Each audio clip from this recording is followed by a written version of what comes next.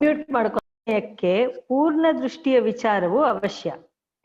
ಹಿಂದಿನ ಝಳುಕಿನಲ್ಲಿ ನಾವು ಸ್ವಲ್ಪ ಮಟ್ಟಿಗೆ ತೋರಿಸಿಕೊಟ್ಟಿರುವ ರೀತಿಯಿಂದ ನೋಡಿದರೆ ವಿಜ್ಞಾನವಾದವಾಗಲಿ ವಿಷಯ ಸತ್ಯತ್ವವಾದವಾಗಲಿ ಸ್ವತಂತ್ರವಾಗಿ ಬದುಕುವ ಹಾಗಿಲ್ಲವೆಂಬುದು ಸ್ಪಷ್ಟವಾಗಿರುತ್ತದೆ. ವಿಷಯ ಸತ್ಯತ್ವವಾದಿಗೆ ಹೊರಗಿನ ಪ್ರಪಂಚವೇ ಸರ್ವಸ್ವವಾಗಿರುತ್ತದೆ. ಅವನು ಹೇಗೋ ಮಾಡಿ ಅದರಿಂದ ಅರಿವನ್ನು ತೆಗೆಯಬೇಕೆಂದು ಹವಣಿಸುತ್ತಿರುತ್ತಾನೆ. ಅಜ್ಞಾನವಾದಿಗೆ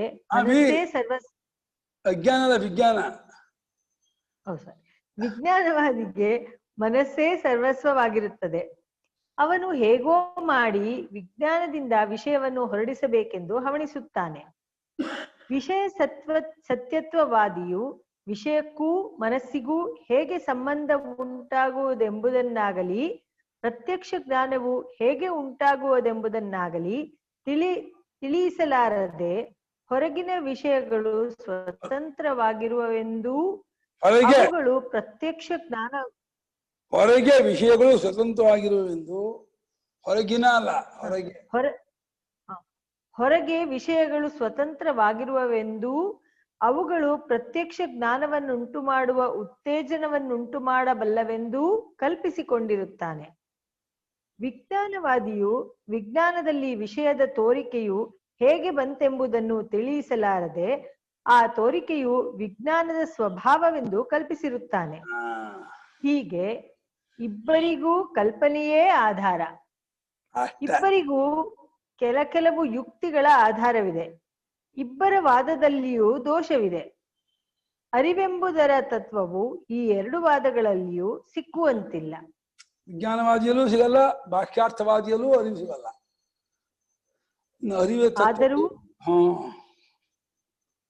ಆದರೂ ಈ ಎರಡು ಪಕ್ಷಗಳ ವಿವಾದದಿಂದ ಒಂದು ತೀರ್ಮಾನವು ಹೊರಡುತ್ತದೆ. ಅದೇನೆಂದರೆ ಇವರಿಬ್ಬರೂ ಅನುಭವವನ್ನು ಪೂರ್ಣವಾಗಿ ತೆಗೆದುಕೊಳ್ಳದೆ ಒಂದು ಭಾಗವನ್ನೇ ಇಟ್ಟುಕೊಂಡು ಮಿಕ್ಕದ್ದನ್ನು ಊಹಿಸುವುದಕ್ಕೆ ಹೊರಟಿರುತ್ತಾರೆ. ಲೋಕದಲ್ಲಿ ವಿಜ್ಞಾನವನ್ನು ಬಿಟ್ಟು ವಿಷಯವಾಗಲಿ ವಿಷಯವನ್ನು ಬಿಟ್ಟು ವಿಜ್ಞಾನವಾಗಲಿ ನಮ್ಮ ಅನುಭವಕ್ಕೆ ಬಂದಿರುವುದಿಲ್ಲ. ಈ ಅನುಭವಕ್ಕೆ ವಿರುದ್ಧವಾಗಿ ವಿಷಯವನ್ನೂ ವಿಷಯ ಜ್ಞಾನವನ್ನೂ ಒಂದನ್ನೊಂದರಿಂದ ಕಿತ್ತು ಬೇರೆ ಬೇರೆಯಾಗಿ ಇವುಗಳ ಸ್ವಾತಂತ್ರ್ಯವನ್ನು ಸ್ಥಾಪಿಸಬೇಕೆಂದು ಈ ವಾದಿಗಳು ಹೊರಟಿರುತ್ತಾರೆ. ಆದ್ದರಿಂದ ಇವರಿಬ್ಬರಿಗೆ ಜಗಳ ಉಂಟಾಗಿರುವುದಲ್ಲದೆ ಅರಿವಿನ ತತ್ವದ ನಿರ್ಣಯಕ್ಕೂ ಅಡ್ಡಿಯಾಗಿರುತ್ತದೆ. ಆದ್ದರಿಂದ ಪರಮಾರ್ಥವನ್ನು ಹರಿದು ಹಂಚಿ ನೋಡುವ ಈ ಹಾದಿಯನ್ನು ಬಿಟ್ಟು ಪೂರ್ಣ ದೃಷ್ಟಿಯ ಅವಸ್ಥಾತ್ರಯ ಮಾರ್ಗವನ್ನು ಹೋಗಿ ಅರಿವಿನ ತತ್ವವು ಹೇಗೆ ಕಾಣಿಸುವುದೆಂಬುದನ್ನು ನೋಡುವುದು ಒಳ್ಳೆಯದೆಂಬುದೇ ಈ ವಿವಾದದಿಂದ ನಾವು ನೆನಪಿಗೆ ತಂದುಕೊಳ್ಳಬೇಕಾದದ್ದು. ವಿಷಯಿಗಳನ್ನು ಸರಿಯಾಗಿ ಪರೀಕ್ಷಿಸುವ ಬಗೆ. ವಿಷಯದ ತತ್ವವನ್ನಾಗಲಿ ಅದನ್ನು ಬೆಳಗುವ ಅರಿವಿನ ತತ್ವವನ್ನಾಗಲಿ ಗೊತ್ತುಪಡಿಸುವುದಕ್ಕೆ ಅಡ್ಡಿಯಾಗುವುದೇಕೆಂದರೆ ನಾವು ವಿಷಯಕ್ಕೂ ಅರಿವಿಗೂ ಹೊರಚಾಗಿದ್ದುಕೊಂಡು ಅದನ್ನು ಪರೀಕ್ಷಿಸುವುದಿಲ್ಲ. ಒಂದು ರಂಗಸ್ಥಳದಲ್ಲಿ ವೇಷವನ್ನು ಹಾಕಿಕೊಂಡು ಅಭಿನಯ ಮಾಡುತ್ತಿರುವವನು ತಾನು ಹೇಗೆ ಅಭಿನಯಿಸುವೆನೋ ನೋಡಿಕೊಳ್ಳಬೇಕೆಂದು ಪ್ರಯತ್ನಿಸಿದರೆ ಆದೀತೇನು? ಕರಡಿ ಮುಂದಾಗತ್ತೆ. ತಾನೇ ಆಡಿಯನ್ಸ್ ಆಗಿ ತಾನೇ ಅಭಿನಯ ಮಾಡೋದು ಎರಡೂ ಮಾಡಕ್ಕಾಗಲ್ಲ. ಕರಡಿ ಮುಂದೆ ಮಾಡ್ಬೇಕಷ್ಟೆ. ಅಭಿನಯಿಸುವವನು ನೋಡಲಾರನು, ನೋಡುವವನು ಅಭಿನಯಿಸಲಾರನು ಎಂಬುದು ಸ್ವತಃ ಸಿದ್ಧವೆಂದು ಯಾರಿಗಾದರೂ ತಾನೇ ಹೊಳೆಯುತ್ತದೆ. ಹೀಗಿದ್ದರೂ ನಾವು ಎಚ್ಚರದ ಅವಸ್ಥೆಯೊಳಗೇ ಇದ್ದುಕೊಂಡು ನಮ್ಮಲ್ಲಿ ಕಂಡುಬರುವ ಅರಿವಿನ ತತ್ವವನ್ನು ಹಾಗೆಯೇ ನಿರ್ಣಯಿಸುವುದಕ್ಕೆ ಹೊರಡುವೆವು. ಆದ್ದರಿಂದಲೇ ಈ ಹಿಂದೆ ವರ್ಣಿಸಿದಂತಹ ತೊಡಕುಗಳು ನಮಗೆ ಅಡ್ಡ ಬರುತ್ತವೆ. ಆದರೆ ಈ ತಪ್ಪು ಹಾದಿಯನ್ನು ಬಿಟ್ಟು ಅರಿವು ವಿಷಯ ಈ ಎರಡನ್ನೂ ಸೇರಿಸಿಕೊಂಡಿರುವ ಅವಸ್ಥೆಯನ್ನು ಉಂಡೆಯಾಗಿ ನೋಡುವ ಅನುಭವದ ಕಣ್ಣನ್ನು ಅವಲಂಬಿಸಿರಿ. ಆಗ ಈ ಕಷ್ಟ ಪರಂಪರೆಯೆಲ್ಲ ಬಿಸಿಲಿಗೆ ಮೈಗರೆಯುವ ಮಂಜಿನಂತೆ ಹೇಗೆ ಮಾಯವಾಗುವುದು ನೋಡಿರಿ. ಎಚ್ಚರದ ಅವಸ್ಥೆಯಲ್ಲಿ ನಮಗೆ ಕಾಣುವ ಪ್ರಪಂಚ, ಅದನ್ನು ನೋಡುತ್ತಿರುವ ನಮ್ಮ ಶರೀರ, ಇಂದ್ರಿಯಗಳು, ಮನಸ್ಸು, ಬುದ್ಧಿ, ಅಹಂಕಾರ ಇವುಗಳೆಲ್ಲವೂ ಆಗ ನಮಗೆ ವಿಷಯವಾಗಿ ಬಿಟ್ಟಿರುತ್ತವೆ. ನಾವು ಒಟ್ಟು ಅವಸ್ಥೆಗೆ ವಿಷಯಿಯಾಗಿ ಬಿಡುತ್ತೇವೆ. ಎಚ್ಚರದ ಪ್ರಪಂಚವೂ ಎಚ್ಚರದಲ್ಲಿರುವ ಶರೀರೇಂದ್ರಿಯ ಮನಸ್ಸುಗಳೂ ಎಲ್ಲವೂ ಎಚ್ಚರಕ್ಕೆ ಗಂಟು ಬಿದ್ದಿರುವುದೆಂಬುದನ್ನು, ಅದು ಎಚ್ಚರವನ್ನು ಬಿಟ್ಟು ಹೊರಕ್ಕೆ ಹೋಗಲಾರದೆಂಬುದನ್ನು ಈಗ ಮನಸ್ಸಿಗೆ ತಂದುಕೊಳ್ಳಬೇಕು. ಎಚ್ಚರದ ವಿಷಯಿಗಳೆರಡೂ ನಮ್ಮ ಅನುಭವಕ್ಕೆ ವಿಷಯವೇ ಆಗಿರುವವು ಎಂಬುದು ಕೂಡಲೇ ಸ್ಫುಟವಾಗಿ ಮಿಂಚಿಬಿಡುತ್ತದೆ. ಸಾಕ್ಷಿಯೇ ಮುಖ್ಯ ವಿಷಯಿ, ಮಿಕ್ಕದ್ದು ವಿಷಯಿಯಾದರೂ ವಿಷಯವೇ. ಎಚ್ಚರದಲ್ಲಿ ಕಾಣಿಸಿಕೊಳ್ಳುವ ಅರಿವು ಹೇಗೆ ಕಾಣಿಸುವುದೆಂಬುದನ್ನು ಈ ಅನುಭವವೆಂಬ ಒಳಗಣ್ಣಿನಿಂದ ನೋಡಿರಿ. ಹೊರಗಿನ ವಸ್ತುಗಳನ್ನು ಇಂದ್ರಿಯಗಳು ಬೆಳಗುತ್ತಿವೆ, ಆ ಇಂದ್ರಿಯಗಳನ್ನು ಮನಸ್ಸು ಬೆಳಗುತ್ತಿದೆ. ಆ ಮನಸ್ಸು ನನಗೆ ಸೇರಿದ್ದು ಎಂದು ತೋರುತ್ತಿದೆ. ನನಗೆ ಸೇರಿದ ಮನಸ್ಸಿಗೆ ಇಂದ್ರಿಯಗಳು ವಿಷಯವಾಗಿವೆ, ಇಂದ್ರಿಯಗಳಿಗೆ ಹೊರಗಿನ ವಸ್ತುಗಳು ವಿಷಯವಾಗಿದೆ. ಆದ್ದರಿಂದ ಒಂದು ಬಗೆಯಲ್ಲಿ ನೋಡಿದರೆ ಹೊರಗಿನ ವಸ್ತುಗಳಿಗೆ ಇಂದ್ರಿಯಗಳು ವಿಷಯಿಯಾಗಿವೆ, ಇಂದ್ರಿಯಗಳಿಗೆ ಮನಸ್ಸು ವಿಷಯಾಗಿದೆ. ಆದರೆ ಇದೆಲ್ಲವನ್ನೂ ಅನುಭವಿಸುವ ವಿಷಯಿ ಯಾವುದು? ಒಟ್ಟು ಅವಸ್ಥೆಯು ಯಾರಿಗೆ ಸೇರಿದ್ದು? ಇಲ್ಲಿ ನಮ್ಮ ಒಳತಿರುಳಾದ ಒಂದಾನೊಂದು ರೂಪದಿಂದ ನಾವು ಇಡೀ ಅವಸ್ಥೆಯನ್ನೇ ನೋಡುತ್ತಿರುತ್ತೇವೆಂಬುದು ಸ್ಪಷ್ಟವಾಗಿದೆ. ಇದನ್ನೇ ಸಾಕ್ಷಿ ಎಂದು ನಾವು ಹಿಂದೆ ಕರೆದಿರುವುದು. ಇಂದ್ರಿಯಗಳಿಂದ ವಿಷಯಗಳನ್ನು, ಮನಸ್ಸಿನಿಂದ ಇಂದ್ರಿಯಗಳನ್ನು, ಸಾಕ್ಷಿಯಿಂದ ವಿಷಯೇಂದ್ರಿಯ ಮನಸ್ಸುಗಳ ಗುಂಪೆನಿಸುವ ಅವಸ್ಥೆಯನ್ನು ನಾವು ನೋಡುತ್ತಿರುವವಷ್ಟೇ. ಈ ಸಾಕ್ಷಿಯನ್ನು ನೋಡುವ ಮತ್ತೊಂದು ವಸ್ತು ಉಂಟೆ? ಈ ಪ್ರಶ್ನೆಗೆ ನಮ್ಮ ಅನುಭವದಿಂದಲೇ ಉತ್ತರವನ್ನು ಕೊಡಬೇಕಾಗಿರುತ್ತದೆ. ಸಾಕ್ಷಿಯನ್ನರಿಯುವ ಬೇರೊಂದು ಸಾಧನವನ್ನು ನಾವು ಕಂಡಿರುವುದಿಲ್ಲ. ಸಾಕ್ಷಿಯನ್ನರಿಯುವುದೆಂದರೆ ಅರ್ಥವೂ ಇಲ್ಲ. ಏಕೆಂದರೆ ಸಾಕ್ಷಿಯು ನಮ್ಮ ಸ್ವರೂಪವೇ ಆಗಿರುವುದರಿಂದ ಅದನ್ನು ಅರಿತುಕೊಳ್ಳಬೇಕೆಂಬ ಅವಶ್ಯಕತೆಯೇ ನಮಗೆ ಬೀಳುವುದಿಲ್ಲ. ಆದ್ದರಿಂದಲೇ ಸಾಕ್ಷ್ಯಾನುಭವದ ವಿಷಯದಲ್ಲಿ ನಮಗೆ ಯಾರಿಗೂ ಎಂದಿಗೂ ಸಂಶಯ ಉಂಟಾಗುವ ಹಾಗಿರುವುದಿಲ್ಲ. ಇಷ್ಟೇ ಅಲ್ಲ, ಸಾಕ್ಷಿಯ ಅನುಭವವೇ ನಮ್ಮಲ್ಲಿರುವ ಎಲ್ಲಕ್ಕೂ ಹೆಚ್ಚಿನ ತಿಳುವಳಿಕೆಯೆಂದು ಹೇಳಬಹುದಾಗಿದೆ. ಹೇಗೆಂದರೆ, ತಿಳಿಯಬೇಕಾದ ವಸ್ತುವಿಗೂ ನಮಗೂ ಸಂಬಂಧವಾದಾಗಲೇ ತಿಳಿವಳಿಕೆಯು ಉಂಟಾಗುವುದು. ಈ ಸಂಬಂಧವು ಎಷ್ಟೆಷ್ಟು ಹತ್ತಿರವಾಗಿದ್ದರೆ ತಿಳಿವಳಿಕೆಯು ಅಷ್ಟೆಷ್ಟು ಹತ್ತಿರವಾಗುವುದೆನ್ನುವೆವು ಅಲ್ಲ. ನಮಗೆ ಕಾಣದಷ್ಟು ದೂರದ ದೇಶದಲ್ಲಿ ಅಥವಾ ದೂರದ ಕಾಲದಲ್ಲಿ ಇರುವ ವಸ್ತುಗಳ ತಿಳುವಳಿಕೆಗಿಂತ ನಮ್ಮೆದುರಿಗಿರುವ ವಸ್ತುಗಳ ತಿಳುವಳಿಕೆಗೆ ಹೆಚ್ಚಿನ ಬೆಲೆಯನ್ನು ನಾವು ಕಟ್ಟುತ್ತಿರುವುದಕ್ಕೆ ಇದೇ ಕಾರಣವು. ಈ ಕಾರಣದಿಂದಲೇ ಎದುರಿಗಿರುವ ವಿಷಯಗಳ ತಿಳುವಳಿಕೆಗಿಂತಲೂ ನಮಗೆ ಹತ್ತಿರವಿರುವ ಇಂದ್ರಿಯಗಳ ತಿಳುವಳಿಕೆಯು ಹೆಚ್ಚು ಗಟ್ಟಿಯೆಂದೂ, ಅದಕ್ಕಿಂತಲೂ ಹತ್ತಿರವಿರುವ ಮನಸ್ಸಿನ ತಿಳುವಳಿಕೆಯು ಮತ್ತೂ ಗಟ್ಟಿಯೆಂದೂ ನಾವು ತಿಳಿಯಬೇಕಾಗಿರುವುದು. ಈ ದೃಷ್ಟಿಯಿಂದ ನೋಡಿದರೆ ನಮ್ಮನ್ನು ಬಿಟ್ಟು ರವೆಯಷ್ಟೂ ಹೊರಕ್ಕೆ ಹೋಗದೆ ಇರುವ ನಮಗೂ ತನಗೂ ನಡುವೆ ಏನೇನೂ ಇಲ್ಲವಾಗಿರುವ ಸಾಕ್ಷಿ ಸ್ವರೂಪದ ತಿಳುವಳಿಕೆಯು ಎಷ್ಟು ಬಲವಾದದ್ದೆನ್ನಬೇಕಾಯಿತು. ಹೀಗೆ ಎಂದೆಂದಿಗೂ ಸಂಶಯವು ಬರುವುದಕ್ಕೆ ಎಡೆಯಿಲ್ಲದಂಥ ಗಟ್ಟಿಯ ಅರಿವೇ ಸಾಕ್ಷಿಯಾಗಿರುವುದರಿಂದಲೂ, ಇದರಿಂದಲೇ ಎಲ್ಲವನ್ನೂ ಅರಿಯಬೇಕಾಗಿರುವುದರಿಂದಲೂ ಇದನ್ನರಿಯುವುದಕ್ಕೆ ಮತ್ತೊಂದು ಬೇಡ, ಇಲ್ಲವೂ ಇಲ್ಲ. ನಮ್ಮ ಅವಸ್ಥೆಯಲ್ಲಿರುವ ಇಂದ್ರಿಯಗಳು, ಮನಸ್ಸು ಇವುಗಳು ವಿಷಯವೂ ಆಗುತ್ತವೆ, ವಿಷಯಿಯೂ ಆಗುತ್ತವೆ. ಆದರೆ ಸಾಕ್ಷಿಯು ಮಾತ್ರ ಎಂದೆಂದಿಗೂ ವಿಷಯಿಯೇ, ಎಂದಿಗೂ ವಿಷಯವಲ್ಲ. ಆದ್ದರಿಂದ ಸಾಕ್ಷಿಯೊಂದೇ ಮುಖ್ಯ ವಿಷಯಿ, ಮಿಕ್ಕದ್ದೆಲ್ಲವೂ ಅದಕ್ಕೆ ವಿಷಯವೇ. ಇದಷ್ಟು ಅನುಭವದ ಮಾತು, ಅನುಭವದ ವಿಶ್ಲೇಷಣೆ ಸೂಪರ್ ಆಗಿದೆ. ಅರಿವಿನ ತ್ರಿಪುಟಿಯ ಸಾಕ್ಷಿಯೇ ನಮ್ಮ ಸ್ವರೂಪ. ನಮ್ಮ ಸ್ವರೂಪ ಯಾವುದು? ಅರಿವಿನ ತ್ರಿಪುಟಿ. ಯಾಕೋ ಇದು ಮಾಡಿಲ್ಲ, ನನ್ನ ತೆಗಿದ್ಯಾ? ಓದಿ. ಸಾಕ್ಷಿಗೆ ವಿಷಯವಾಗಿ ಎಚ್ಚರದಲ್ಲಿ ನಮಗೆ ಕಾಣುವ ಅರಿವಿನ ಸ್ವಭಾವವನ್ನು ಈಗ ಮತ್ತೊಮ್ಮೆ ಪರಿಶೀಲಿಸೋಣ. ನಾನು ಇದನ್ನು ಅರಿಯುತ್ತಿದ್ದೇನೆ ಎಂಬ ರೂಪದಲ್ಲಿ ಆ ಅರಿವು ನಮಗೆ ಗೋಚರವಾಗುತ್ತಿರುವುದು. ಇಲ್ಲಿ ಅರಿವಿಗೆ ಗೋಚರವಾಗುವ ವಿಷಯವು ಜ್ಞೇಯ, ಅರಿವು ಜ್ಞಾನ, ಅರಿಯುವ ನಾನು ಕರ್ತೃ, ಎಂಬ ಮುಕ್ಕುಪ್ಪೆಯು ಕಾಣಿಸಿಕೊಳ್ಳುತ್ತದೆ. ಹಲೋ ಅಮ್ಮ, ಕರ್ತೃ ಅಲ್ಲ ಜ್ಞಾತರು ಅರಿವ. ನಾನು ಜ್ಞಾತೃ ಎಂಬ ಮುಕ್ಕುಪ್ಪೆಯು ಕಾಣಿಸಿಕೊಳ್ಳುತ್ತದೆ. ಕರ್ತೃ ಅಂತ ಓದ್ತಿದ್ದೀರಾ? ಸಾರಿ. ಇದು ಅಲ್ಲದೆ ವಿಷಯಗಳನ್ನು ನಾವು ಅರಿಯುವುದಕ್ಕೆ ಇಂದ್ರಿಯಗಳು, ಅಂತಃಕರಣ ಎಂಬ ಸಾಧನಗಳನ್ನು ಉಪಯೋಗಿಸುತ್ತಿರುವೆವು. ನೇತ್ರೇಂದ್ರಿಯವೆಂಬ ಜ್ಞಾನಕರಣದಿಂದ ರೂಪವುಳ್ಳ ಚಿತ್ರಪಟವೇ ಮುಂತಾದ ಜ್ಞೇಯವನ್ನು ಜ್ಞಾತೃವಾದ ನಾನು ಅರಿಯುತ್ತಿರುವೆನು. ಆಗಲೇ ನಮಗೆ ಜ್ಞಾನ ಅಥವಾ ಜ್ಞಪ್ತಿ, ಅರಿವು ಎಂಬ ಫಲ ಉಂಟಾಗುತ್ತದೆ. ಹೀಗೆ ಜ್ಞಾತೃಜ್ಞಾನ ಜ್ಞೇಯವೆಂಬ ವಿಂಗಡವಿಲ್ಲದೆ ನಮಗೆ ಎಚ್ಚರದಲ್ಲಿ ಯಾವ ಅರಿವೂ ಆದದ್ದಿಲ್ಲ. ಕೆಲವು ವೇಳೆ ಹೊರಗಿನ ವಸ್ತುಗಳು ಅರಿವಿಗೆ ವಿಷಯವಾಗಿರುವವು, ಕೆಲವು ವೇಳೆ ಒಳಗಿನ ಸುಖ ದುಃಖ ಜ್ಞಾನಾದಿಗಳೇ ವಿಷಯವಾಗಿರುವವು. ಅಂತೂ ಜ್ಞಾನ, ಸುಖ ದುಃಖ ಜ್ಞಾನವೂ ವಿಷಯ ಆಗಿರುತ್ತೆ ಅಂತ. ಸುಖ ದುಃಖ ಮಾತ್ರ ವಿಷಯ ಆಗಿರುತ್ತೆ ಅಂತಿಲ್ಲ ಅಲ್ಲ.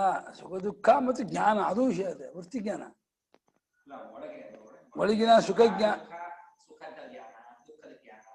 ಸುಖ ದುಃಖ ಜ್ಞಾನ ಅಷ್ಟು ವಿಷಯ ಆಗಿರುತ್ತೆ. ಬುದ್ಧಿಜ್ಞಾನ ಜ್ಞಾನಾದಿಗಳು ಅಂತ ಹೇಳೋದು. ಸುಖ ದುಃಖ ಜ್ಞಾನಾದಿಗಳು, ಸುಖ ದುಃಖ ಜ್ಞಾನಾದಿಗಳು ಬುದ್ಧಿಜ್ಞಾನ ಮತ್ತೆ ಅಷ್ಟು ವಿಷಯ ಇದೆ. ಅಂತೂ ಮೇಲೆ ಹೇಳಿದ ಮುಕ್ಕುಪ್ಪೆ ಇಲ್ಲದೆ ನಮಗೆ ಅರಿವು ಇಲ್ಲ.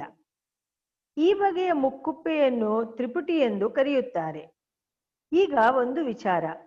ಎಚ್ಚರದಲ್ಲಿರುವ ಹೊರಗಿನ ವಿಷಯಗಳನ್ನು ಇಂದ್ರಿಯಗಳ ಮೂಲಕವೂ, ಇಂದ್ರಿಯಗಳಿಂದಾದ ವಿಷಯ ವೇದನೆಯನ್ನು ಮನಸ್ಸಿನ ಮೂಲಕವೂ ಅರಿಯುವಂತೆ ನಾವು ಮನಸ್ಸಿನಿಂದೊಡಗೂಡಿದ ಇಡೀ ಅವಸ್ಥೆಯನ್ನು ಏತರ ಸಹಾಯದಿಂದ ಅರಿಯುತ್ತೇವೆ. ಇದು ಬಹಳ ಮುಖ್ಯವಾದ ಪ್ರಶ್ನೆ. ಇದು ಬಹಳ ಇಂಪಾರ್ಟೆಂಟ್. ಈ ಮುಕ್ಕುಪ್ಪೆ ಇಟ್ಕೊಂಡು ಅರಿತೀವಿ. ಇಡೀ ಇಂದ್ರಿಯ ವಿಷಯ ಮನಸ್ಸು ಅಷ್ಟನ್ನು ಅರಿಯುತ್ತಿರುವಂತಹ ಒಂದು ಅರಿವು ಇದೆಯಲ್ಲ, ಇದು ಯಾವ ಸಹಾಯನ ಅರಿತೀವಿ? ಇದು ಅಲ್ಲೂ ತ್ರಿಪುಟಿ ಇದೆಯಾ, ಅಲ್ಲೂ ಮುಕ್ಕುಪ್ಪೆ ಇದೆಯಾ ಅಂತ. ಇದನ್ನು ಅರಿಯುವುದಕ್ಕೆ ನಮಗೆ ಯಾವ ಕಾರಣವಿದೆ? ಈ ಪ್ರಶ್ನೆಗೆ ಉತ್ತರವನ್ನು ಹೇಳುವುದಕ್ಕೇನು ಬಹುಕಾಲ ಬೇಕಾಗುವುದಿಲ್ಲ. ಅದನ್ನು ನಾವು ಏತರಿಂದಲೂ ನೋಡುವುದಿಲ್ಲ. ನಮಗೂ ಅವಸ್ಥೆಗೂ ನಡುವೆ ಮತ್ತೆ ಯಾವುದೂ ಇರುವ ಹಾಗಿಲ್ಲ. ನಾವು ನೇರಾಗಿಯೇ ಅದನ್ನು ನೋಡುತ್ತಿರುತ್ತೇವೆ. ಹೀಗೆ ಅವಸ್ಥೆಯನ್ನು ನೇರಾಗಿ ನೋಡುವುದರಿಂದಲೇ ಈ ನಮ್ಮ ಸ್ವರೂಪಕ್ಕೆ ಸಾಕ್ಷಿ, ನೇರಾಗಿ ನೋಡುವವನು ಎಂಬ ಹೆಸರನ್ನು ಶಾಸ್ತ್ರಜ್ಞರು ಕೊಟ್ಟಿರುತ್ತಾರೆ. ಸಾವಿನ ತಿರುಳು. ಇದುವರೆಗಿನ ವಿಚಾರ ಪರಂಪರೆಯಿಂದ ನಮಗೆ ತಿಳಿದು ಬಂದದ್ದೇನೆಂದರೆ, ಜನರು ತಮ್ಮ ವ್ಯವಹಾರಕ್ಕೆ ಸಾಧನವಾಗಿರುವ ಅರಿವಿನ ಬೆಳಕು ಎಲ್ಲಿಂದ ಬಂದಿರುವುದೆಂಬುದನ್ನಾಗಲಿ ಅದರ ಸ್ವರೂಪವೇನೆಂಬುದನ್ನಾಗಲಿ ವಿಚಾರಿಸದೆ ಅರಿವು, ಇರುವು ಎಂಬ ಮಾತುಗಳನ್ನು ಬಳಸುತ್ತಿರುವರು. ಪದಾರ್ಥಗಳನ್ನು ಯಾವಾಗಲೂ ಬೆಳಕಿನೊಡನೆಯೇ ಅರಿಯುತ್ತಿದ್ದರೂ ಜನರು ಬೆಳಕನ್ನು ಲೆಕ್ಕಕ್ಕೆ ತೆಗೆದುಕೊಳ್ಳದೆ ವ್ಯವಹಾರಕ್ಕೆ ಬೇಕಾದ ವಸ್ತುವನ್ನು ಮಾತ್ರ ಮನಸ್ಸಿಗೆ ತಂದುಕೊಳ್ಳುತ್ತಿರುವಂತೆ, ಅರಿವಿನ ಬೆಳಕಿನಲ್ಲಿಯೇ ಸಕಲ ದೃಶ್ಯಗಳನ್ನು ಕಾಣುತ್ತಿದ್ದರೂ ದೃಶ್ಯವೇ ಸರ್ವಸ್ವವೆಂದೇ ಭಾವಿಸಿರುವ ಹೊರಗಣ್ಣಿನಿಂದ ನೋಡುವುದರಿಂದ ಅರಿವೆಂದರೇನೆಂಬುದು ನಿಶ್ಚಯವಾಗದೇ ಇರುತ್ತದೆ.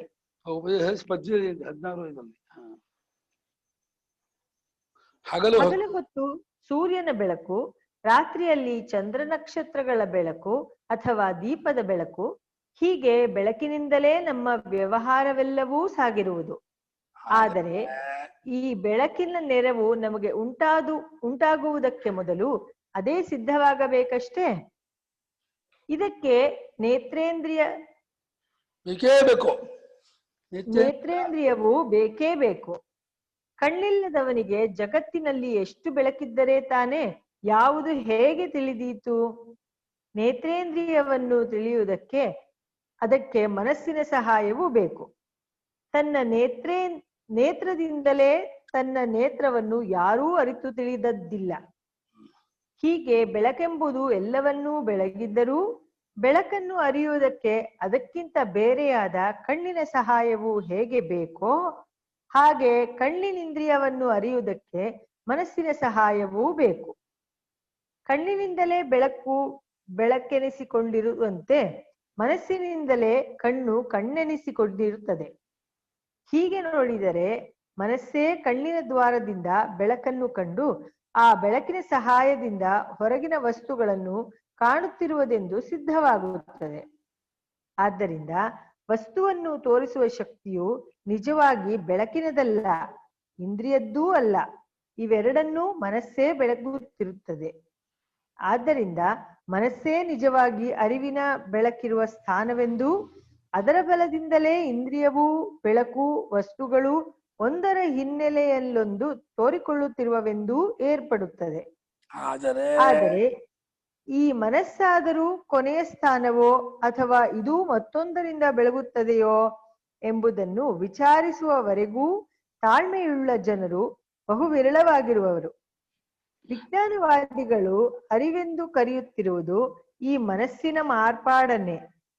ಅವರು ಮೇಲೆ ವರ್ಣಿಸಿರುವಂತೆ ಮನಸ್ಸಿನ ದ್ವಾರವಿಲ್ಲದೆ ಯಾವುದನ್ನೂ ಅರಿಯುವುದಕ್ಕೆ ಆಗುವಂತಿಲ್ಲವೆಂಬ ಅನುಭವವನ್ನು ಆಶ್ರಯಿಸಿಯೇ ಎಲ್ಲವೂ ವಿಜ್ಞಾನವೇ ಎಂಬ ಸಿದ್ಧಾಂತಕ್ಕೆ ಹಿಂದು ಮುಂದು ನೋಡದೆ ಇಳಿದು ಬಿಟ್ಟಿದ್ದಾರೆ. ಮನಸ್ಸಿನಿಂದಲೇ ಎಲ್ಲವನ್ನೂ ನಾವು ಅರಿಯಬೇಕೆಂಬುದು ನಿಜ. ಮನಸ್ಸಿನ ಮೂಲಕವೇ ನಾವು ಎಲ್ಲವನ್ನೂ ಅರಿಯುವಂತೆ ಮನಸ್ಸಿನ ವಿಷಯವನ್ನು ನಿಶ್ಚಯಿಸಬೇಕಾಗಿರುವುದೆಂಬುದೂ ನಿಜ. ಆದರೂ ಇಲ್ಲಿ ಒಂದು ವಿಶೇಷವಿದೆ. ಮನಸ್ಸಿನಿಂದ ಎಲ್ಲವನ್ನೂ ಅರಿಯುವಾಗ ಮನಸ್ಸಿಗೆ ಅವು ವಿಷಯವಾಗುತ್ತವೆ. ಆದರೆ ಮನಸ್ಸಿಗೆ ಮನಸ್ಸು ವಿಷಯವಾಗಿರುವುದು ಹೇಗೆ? ಮನಸ್ಸನ್ನು ಮನಸ್ಸಿನಿಂದಲೇ ವಿಚಾರ ಮಾಡಬಹುದೆಂದು ನಂಬಿ ಈಗಿನ ಮನಃಶಾಸ್ತ್ರಜ್ಞರು ಹೆರರ ಮನಸ್ಸನ್ನು ಪರೀಕ್ಷೆ ಮಾಡುವುದು ಅವರ ಶಾಸ್ತ್ರದ ಬೆಳವಣಿಗೆಗೆ ಸಹಾಯಕವಾಗಿರಬಹುದು. ಆದರೆ ಅದು ಮನಸ್ತತ್ವದ ನಿಶ್ಚಿತ ಜ್ಞಾನಕ್ಕೆ ಯಾವ ಸಹಾಯವನ್ನೂ ಕೊಡಲಾರದು. ಏಕೆಂದರೆ ಮತ್ತೊಬ್ಬರ ಮನಸ್ಸೆಂಬುದು ನಾವು ಊಹಿಸಿದ ತತ್ವವಾಗಿದೆ.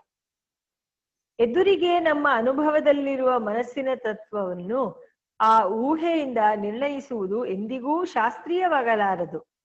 ಇದಂತಿರಲಿ, ಮತ್ತೊಂದು ಅಂತಃ ಪರೀಕ್ಷೆ ಇಂಟ್ರೋಸ್ಪೆಕ್ಷನ್ ಎಂಬ ಕ್ರಮದಿಂದ ಮನಸ್ಸಿನಿಂದಲೇ ನಾವು ಅರಿಯಬಹುದೆಂದು ಮನಃಶಾಸ್ತ್ರಜ್ಞರು ಹೇಳುತ್ತಾರೆ. ಇದಕ್ಕೆ ನಮ್ಮ ಅನುಭವದ ಆಧಾರವೂ ಇದೆ. ಆದರೆ ಇಲ್ಲಿ ನಾವು ಮನಸ್ಸನ್ನು ನಿಜವಾಗಿ ಏತರಿಂದ ಪರೀಕ್ಷಿಸುತ್ತೇವೆ? ಮಿಕ್ಕದ್ದು ಯಾವುದೂ ತನಗೆ ತಾನೇ ವಿಷಯವಾಗಲಾರದಾದರೂ ಮನಸ್ಸು ಮಾತ್ರ ತನಗೆ ತಾನೇ ವಿಷಯವಾಗುತ್ತಿರುವುದಲ್ಲ. ಇದರ ರಹಸ್ಯವೇನು? ಈ ಪ್ರಶ್ನೆಯನ್ನು ಬಿಡಿಸುವುದಕ್ಕೆ ಬಹಳ ಜಾಣತನವೂ ತಾಳ್ಮೆಯೂ ಅವಶ್ಯವಾಗುತ್ತದೆ. ಹಿಂದಿನ ವಿಜ್ಞಾನವಾದಿಗಳಾಗಲಿ ಈಗಿನ ಮನಃಶಾಸ್ತ್ರಜ್ಞರಾಗಲಿ ಅಷ್ಟು ಮುಂದಕ್ಕೆ ಹೋಗಲಿಚ್ಛಿಸಿರುವುದಿಲ್ಲ. ಮನಸ್ಸನ್ನು ಮಿಂಚಿರುವ ಒಂದು ತತ್ವವಿರುವುದೆಂದು ಸುಮ್ಮನೆ ನಂಬುವುದು ವ್ಯರ್ಥವೆಂತಲೂ, ಅನುಭವದಲ್ಲಿ ಮನಸ್ಸು ತನ್ನನ್ನೇ ತಾನು ವಿಷಯೀಕರಿಸಿಕೊಂಡು ಅರಿಯುತ್ತಿರುವುದು ಕಂಡುಬರುವುದರಿಂದ ತಮ್ಮ ಸಿದ್ಧಾಂತವೇ ಕಟ್ಟಕಡೆಯದೆಂತಲೂ ಅವರು ಭಾವಿಸಿರುತ್ತಾರೆ. ಇದಕ್ಕೆ ಅವರು ಎಚ್ಚರದಲ್ಲಿ ಇಟ್ಟಿರುವ ಅಭಿಮಾನವೇ ಕಾರಣವಾಗಿರುತ್ತದೆ. ಒಟ್ಟು ಎಚ್ಚರವನ್ನು ನಾವು ಏತರಿಂದ ಅರಿಯುತ್ತೇವೆ ಎಂಬ ಪ್ರಶ್ನೆಯನ್ನು ಹಾಕಿಕೊಂಡು ಅವರು ಉತ್ತರವನ್ನು ಕೊಡುವುದಕ್ಕೆ ಪ್ರಾರಂಭಿಸಿದ್ದರೆ ಅವರಿಗೆ ಹೀಗೆ ಅರ್ಧ ದಾರಿಯಲ್ಲಿಯೇ ನಿಲ್ಲುವ ತೃಪ್ತಿಯು ಬರುತ್ತಿರಲಿಲ್ಲ. ನಿಜವಾಗಿ ಮನಸ್ಸು, ಇಂದ್ರಿಯ, ವಿಷಯ ಇವೆಲ್ಲವನ್ನೂ ಒಟ್ಟುಗೂಡಿಸಿ ನಾವು ಏತರಿಂದ ತಿಳಿಯುತ್ತಿದ್ದೇವೆ? ಇದನ್ನು ನಾವು ಚೆನ್ನಾಗಿ ವಿಚಾರಿಸಬೇಕು. ನಮ್ಮ ದೇಶದ ತಾರ್ಕಿಕರು ಜೀವಾತ್ಮನು ಮನಸ್ಸಿಗೆ ಆಶ್ರಯನೆಂದು ಹೇಳುತ್ತಿದ್ದರು. ಆದರೆ ಜೀವಾತ್ಮನು ಇದಾನೆಂದು ನಾವು ಏತರಿಂದ ಅರಿಯಬೇಕು? ಮನಸ್ಸಿನಿಂದ ಎಂದರೆ ಮನಸ್ಸು ಜೀವನಿಗೂ ಜೀವನು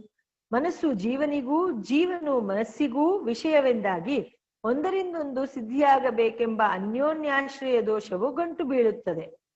ಈಗಿನ ಕೆಲವರು ವೇದಾಂತಿಗಳು ಜೀವನು ಅರಿವಿನ ಸ್ವರೂಪದವನೇ ಆಗಿದ್ದಾನೆಂದು ಹೇಳಿ ಅವನಲ್ಲಿ ಅರಿವೆಂಬ ಗುಣವೂ ಇರುವುದೆಂದು ಕಲ್ಪಿಸಿರುತ್ತಾರೆ. ಆದರೆ ಗುಣಿಯಾದ ಅರಿವಿಗೂ ಗುಣವಾದ ಅರಿವಿಗೂ ಸ್ವರೂಪದಲ್ಲಿ ಹೆಚ್ಚು ಕಡಿಮೆ ಏನು ಎಂಬುದನ್ನು ಅವರು ಅನುಭವಕ್ಕೆ ಹೊಂದಿಸಿ ತಿಳಿಸಲಾರದೆ ಇರುತ್ತಾರೆ. ನಾನು ಅರಿಯುತ್ತೇನೆ ಎಂದು ಅನುಭವವಿರುವುದರಿಂದ ನಾನು ಅರಿವಿನ ಧರ್ಮಿಯು, ಅರಿಯುತ್ತೇನೆ ಎಂಬುದು ಅದರ ಧರ್ಮವು ಎಂದು ಅವರು ಎಚ್ಚರದ ಅನುಭವಕ್ಕೇ ಬೆಲೆಯನ್ನು ಕೊಟ್ಟು ವಿಜ್ಞಾನವಾದಿಗಳಂತೆ ದೂರದೃಷ್ಟಿ ಇಲ್ಲದ ಸಿದ್ಧಾಂತವನ್ನು ಮಾಡಿಕೊಂಡು ಬಿಟ್ಟಿದ್ದಾರೆ. ಇದಿರಲಿ, ನಾನು ಅರಿಯುತ್ತೇನೆ ಎಂಬ ರೀತಿಯಲ್ಲಿ ತೋರುವ ಧರ್ಮಧರ್ಮಿ ರೂಪವಾದ ಅರಿವಾದರೂ ಸ್ವತಂತ್ರವೋ ಅಥವಾ ಅದರ ಅರಿವು ಯಾವುದಾದರೂ ಮತ್ತೊಂದರಿಂದ ಬಂದಿದೆಯೋ ಎಂಬುದನ್ನು ವಿಚಾರಿಸಿದರೆ ಆಗಲೂ ಅದೆಲ್ಲವೂ ಹಿಂದಿನ ಝಳುಕಿನಲ್ಲಿ ಹೇಳಿದಂತೆ ಸಾಕ್ಷಿಗೆ ವಿಷಯವಾಗಿರುವುದೆಂದು, ಇಂದ್ರಿಯಗಳಲ್ಲಿ ಅರಿವಿನ ಬೆಳಕು ಇರುವಂತೆ ಕಂಡರೂ ಅದು ನಿಜವಾಗಿ ಮನಸ್ಸಿನಿಂದಲೇ ಬಂದಿರುವಂತೆ ಈ ಮನಸ್ಸಿನ ಅರಿವು ಸಾಕ್ಷಿಯಿಂದಲೇ ಬಂದದ್ದೆಂದು ಹೇಳಬೇಕಾಗುತ್ತದೆ. ಸಾಕ್ಷಿಯು ಎಲ್ಲವನ್ನೂ ಅರಿಯುತ್ತಿರುವುದರಿಂದ ಅದು ಅರಿವಿನ ಸ್ವರೂಪವೇ ಆಗಿದೆ ಎಂದು ನಿಶ್ಚಯವಾಗುತ್ತದೆ. ಅರಿವಿನ ಸ್ವರೂಪವೇ ಅಲ್ಲದಿದ್ದರೆ ಅದು ಮತ್ತೆ ಯಾವ ಕಾರಣವನ್ನೂ ಬಯಸದೆ ಒಟ್ಟು ಅವಸ್ಥೆಯನ್ನೇ ಹೇಗೆ ತಾನೇ ಅರಿತಿತ್ತು? ಅದು ಯಾವಾಗಲೂ ಅರಿವನ್ನು ಬಿಟ್ಟಿದ್ದಿಲ್ಲ. ಹಿಂದೆ ತಿಳಿಸಿರುವಂತೆ ಅದಕ್ಕೆ ಮತ್ತೊಂದರಿಂದ ಅರಿವು ಬರಬೇಕಾಗಿರುವುದಿಲ್ಲ. ಅದು ವಿಷಯವೂ ಅಲ್ಲ. ಆದ್ದರಿಂದ ಸಾಕ್ಷಿಯೇ ಅರಿವಿನ ಮೂಲವು. ಅದು ಮತ್ತೊಂದರಿಂದ ಬೆಳಗದೆ ತಾನೇ ಬೆಳಗುತ್ತಿರುವುದು. ಅದರ ಬೆಳಕಿನಿಂದಲೇ ನಮ್ಮ ಎಚ್ಚರದ ಎಲ್ಲಾ ವ್ಯವಹಾರವೂ ಸಾಗುತ್ತಿರುವುದು ಎಂದು ಸಿದ್ಧವಾಗುತ್ತದೆ.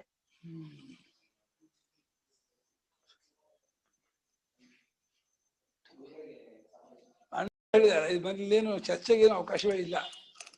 ಮನಸ್ಸಿಗಿಂತ ಬೇರೆಯಾಗಿ ಸಾಕ್ಷಿ ಅನುಭವ ಅಂತ ಹೊಂದಿದೆ. ಇಂದ್ರಿಯದ ಜ್ಞಾನಕ್ಕಿಂತಲೂ ಮನಸ್ಸಿನ ಜ್ಞಾನ ಇನ್ನು ಒಳಗಿಂದು ಹತ್ತೊಂದು.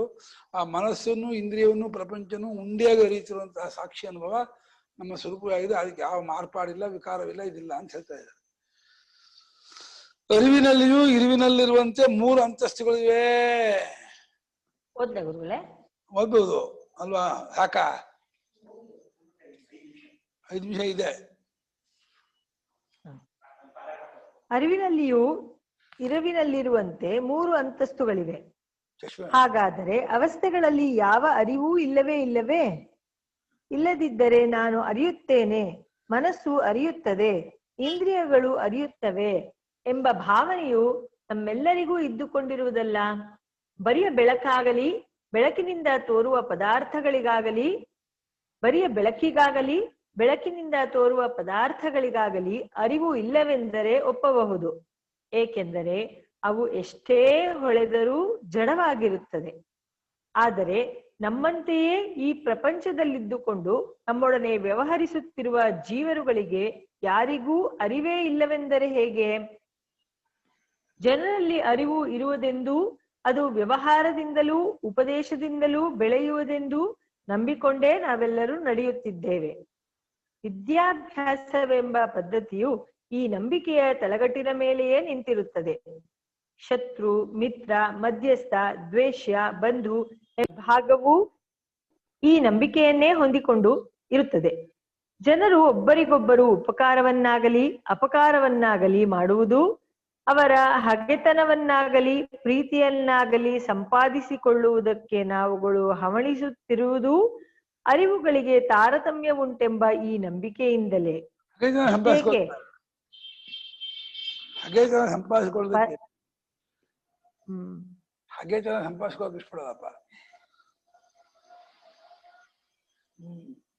ಪಡೆಯುವುದಕ್ಕೆಂದು ಕರ್ಮೋಪಾಸನೆಗಳನ್ನಾಗಲಿ ಮೋಕ್ಷಕ್ಕೆಂದು ಜ್ಞಾನೋಪದೇಶವನ್ನಾಗಲಿ ಮಾಡುವವರು ಲೋಕದಲ್ಲಿ ಬಗೆ ಬಗೆಯ ಅಂತಸ್ತಿನ ಅರಿವಿನ ಜನರು ಇದಾರೆಂದು ಇಟ್ಟುಕೊಂಡೇ ಹೊರಡಬೇಕಾಗಿದೆ.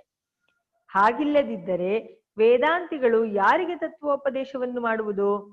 ಈ ಎಲ್ಲಾ ಕಾರಣಗಳಿಂದ ಜಗತ್ತಿನಲ್ಲಿಯೂ ಯಾವುದೋ ಒಂದು ಬಗೆಯ ಅರಿವು ಇರುವುದೆಂದೇ ನಂಬಬೇಕಲ್ಲವೇ ಎಂಬ ಶಂಕೆಯು ಕೆಲವರಿಗೆ ಹುಟ್ಟಿಕೊಳ್ಳಬಹುದು.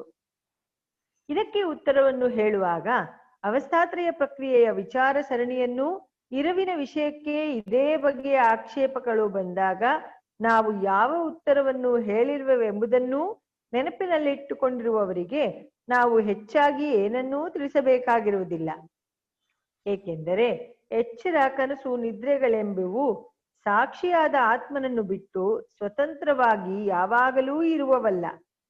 ಅವುಗಳು ಸಾಕ್ಷಿಯ ಅರಿವಿನ ಬೆಳಕಿನಿಂದಲೇ ತೋರಿಕೊಳ್ಳಬೇಕಾಗಿದೆ. ಇಷ್ಟೇ ಅಲ್ಲ, ಸಾಕ್ಷಿಯ ಇರವೇ ಅವುಗಳು ಇರವಾಗಿರುವುದರಿಂದ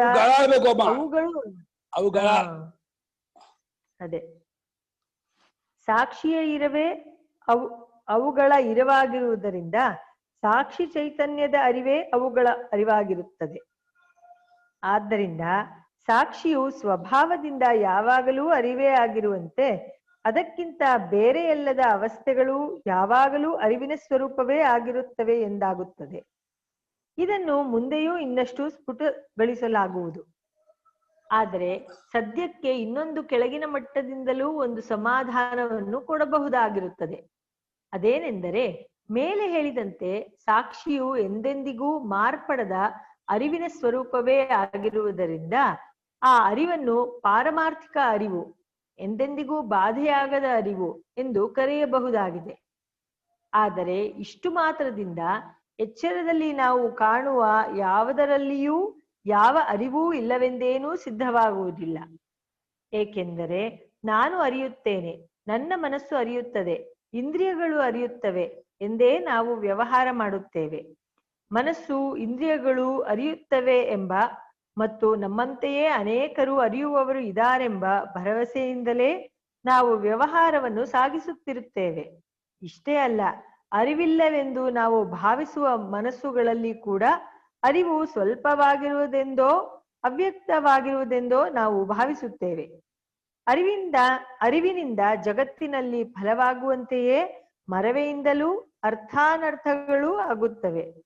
ಆದ್ದರಿಂದ ಮರವೆ ಎಂಬುದು ಒಂದು ಬಗೆಯ ಅರಿವು ಎಂದು ತಿಳಿಯುವುದೇ ಯುಕ್ತವು. ಇದರಂತೆ ಪ್ರಾಣಿಗಳು, ಗಿಡಗಳು ಮುಂತಾದವುಗಳಲ್ಲಿಯೇ ಅಲ್ಲದೆ ಜಡವಸ್ತುಗಳಲ್ಲಿ ಕೂಡ ಒಂದು ಬಗೆಯ ಅರಿವು ಅವ್ಯಕ್ತವಾಗಿರುವುದೆಂದೂ ಹೇಳಿದರೂ ತಪ್ಪಾಗುವುದಿಲ್ಲ. ಅದಿರಲಿ, ಸದ್ಯಕ್ಕೆ ನಾವು ಅವಸ್ಥೆಗಳೊಳಗೆ ಅರಿವು ಇದೆ ಎಂದು ಎಲ್ಲೆಲ್ಲಿ ಭಾವಿಸುವೆವೋ ಅವುಗಳಿಗೆಲ್ಲ ವ್ಯಾವಹಾರಿಕವಾದ ಸತ್ತೆ ಇರುವು ಹೇಗೆ ಇರುತ್ತದೆಯೋ ಅದರಂತೆಯೇ ವ್ಯಾವಹಾರಿಕವಾದ ಅರಿವು ಕೂಡ ಅವಕ್ಕೆ ಇದೆ ಎಂದು ಇಟ್ಟುಕೊಳ್ಳಬಹುದಾಗಿದೆ. ಆದರೆ ಎಚ್ಚರದಲ್ಲಿರುವ ಯಾವ ಅರಿವು ಕನಸಿನೊಳಕ್ಕೆ ಹೋಗಲಾರದು. ಕನಸಿನಲ್ಲಿ ಕಾಣುವ ಯಾವ ಅರಿವು ಎಚ್ಚರವನ್ನು ವಿಷಯಗೊಳಿಸಿಕೊಳ್ಳಲಾರದು. ಹೀಗೆ ಆಯಾ ಅವಸ್ಥೆಯೊಳಗಿನ ಅರಿವು ಆಯಾ ಅವಸ್ಥೆಗೆ ಕಟ್ಟು ಬಿದ್ದಿರುತ್ತದೆ. ಆದರೂ ಈ ಅರಿವು ವ್ಯವಹಾರಕ್ಕೆ ಉಪಯೋಗವಾಗುವುದರಿಂದ ಇದನ್ನು ವ್ಯಾವಹಾರಿಕ ಅರಿವು ಎಂದು ಭಾವಿಸುವುದಕ್ಕೆ ಅಡ್ಡಿ ಇಲ್ಲ. ಮುಖ್ಯವಾದ ಎಚ್ಚರವೇ ನಮಗೆ ವ್ಯವಹಾರಕ್ಕೆ ಆಶ್ರಯವಾಗಿರುವ ಅವಸ್ಥೆ. ಆದ್ದರಿಂದ ಅದರಲ್ಲಿ ನಮಗೆ ಆಗುವ ಅರಿವುಗಳು ವ್ಯಾವಹಾರಿಕವಾದ ಅರಿವುಗಳಾಗಿವೆ. ಇದರಂತೆ ಕಪ್ಪೆಯ ಚಿಪ್ಪಿನ ಬೆಳ್ಳಿಯ ಅರಿವು, ಹಗ್ಗದ ಹಾವಿನ ಅರಿವು, ಎರಡನೆಯ ಚಂದ್ರನ ಅರಿವು ಮುಂತಾದವು ಆಯಾ ಕಾಲಕ್ಕೆ ನಿಜವಾದ ಅರಿವಿನಂತೆಯೇ ತೋರುತ್ತಿರುವುದರಿಂದ ಪ್ರಾತಿಭಾಸಿಕವಾದ ಅಂದರೆ ತೋರಿಕೆಯ ಅರಿವು. ಅಂತೂ ಈ ರೀತಿಯಲ್ಲಿ ಎಲ್ಲವೂ ಇರುತ್ತವೆ.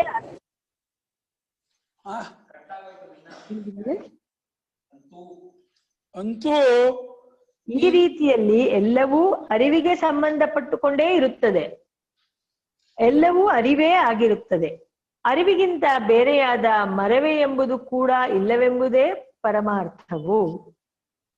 ಅವಸ್ಥೆಗಳಲ್ಲಿರುವ ಅರಿವು ಸ್ವತಂತ್ರವಲ್ಲ, ಅದು ಬರೀ ಅರಿವೇ. ಆದರೆ ಹೌದಲ್ಲ ಗುರುಗಳೇ? ಯಾಕೆ ಬರೀ ಅರಿವೇ.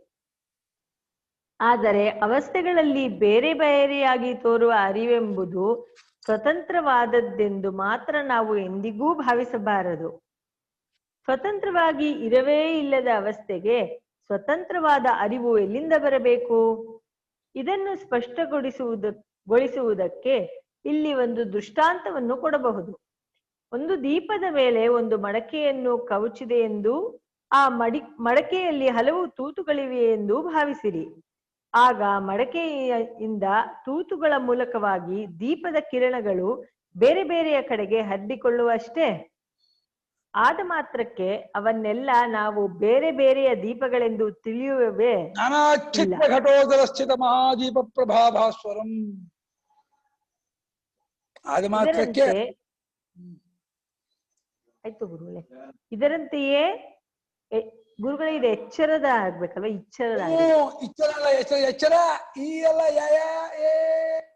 ಎಚ್ಚರದ ಕಣ್ಣಿನಿಂದ ನೋಡುವಾಗ ನಮ್ಮ ಶರೀರವೆಂಬ ಮಡಕೆಯೊಳಗೆ ಸಾಕ್ಷಿ ಚೈತನ್ಯವೆಂಬ ಅರಿವಿನ ದೀಪವು ಉರಿಯುತ್ತಲೇ ಇರುತ್ತದೆ.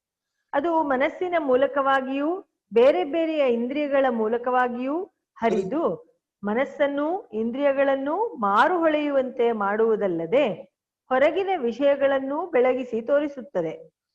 ಆಗ ನಾನು ಇದನ್ನು ಅರಿಯುತ್ತೇನೆ ಎಂಬ ಅನುಭವವು ನಮಗೆ ಆಗುತ್ತದೆ. ಆದ ಮಾತ್ರದಿಂದ ನಾವು ಒಂದೊಂದು ಇಂದ್ರಿಯದ ಅರಿವು ಒಂದೊಂದು ಬೇರೆಯ ಅರಿವು ಎಂದು ಭಾವಿಸಬಹುದೇ?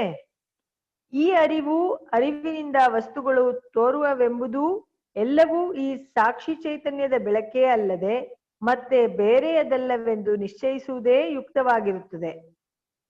ಈ ಗುಟ್ಟನ್ನರಿಯದೆಯೇ ಜನರು ಒಂದೊಂದು ಕರಣಕ್ಕೂ ಒಂದೊಂದು ಬೆಳಕನ್ನು ಕಲ್ಪಿಸಿರುತ್ತಾರೆ. ಆ ಬೆಳಕುಗಳಿಗೆಲ್ಲ ಆಶ್ರಯನಾಗಿ, ಕಿರಣಗಳಿಗೆಲ್ಲ ಆಶ್ರಯನಾದ ಸೂರ್ಯನಂತಿರುವ ಬೆಳಕಿನ ರೂಪದ ಜೀವಾತ್ಮನನ್ನು ಬೇರೆಯಾಗಿ ಒಪ್ಪಿಕೊಂಡಿರುತ್ತಾರೆ ಎಂಬುದು ಸ್ಪಷ್ಟವಾಗಿರುತ್ತದೆ. ಸಾಕ್ಷಿ ಅರಿವು ಧರ್ಮವಲ್ಲ.